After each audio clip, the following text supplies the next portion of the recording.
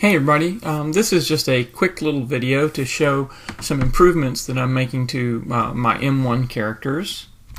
So what I've done is I was looking at the Poptoogie character, and if you haven't looked at Poptoogie's channel, that's a great one to look at. But one of the things he does is he separates the bones that control the expressions in the face. He separates those from the body bones. And so I thought I'd give that a try as well for my characters. But one thing that you'll note here is that when I select the face layer for the Poptoogie character, notice I still see the bone layer. So even though the facial bones, when I select the main character, I don't see the facial bones, and so that cleans up that. When I select the face, I still see the body bones, and so they're kind of crowding things. They don't really need to be there. So here's the way that you can fix that. Notice that I have the main character layer, and all I have on that layer are the bones for controlling the major animation movements, the body itself.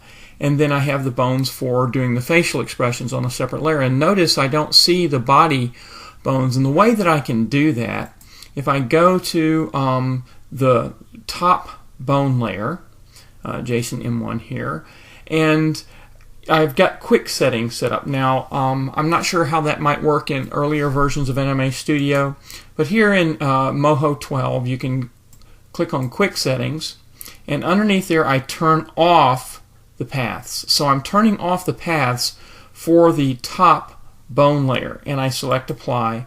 And when I do that, now I can make this go away. And I'm sorry, I'm not sure if you can see everything. Let me move this out of the way. Sorry, I needed to move the window out of the way so that you can see this, because Moho doesn't allow me to drag this window. But you can see that in this quick settings panel, I just set the paths, I clear that out, and I select Apply. And then to get that little dialog to go away, I have to click back on the window.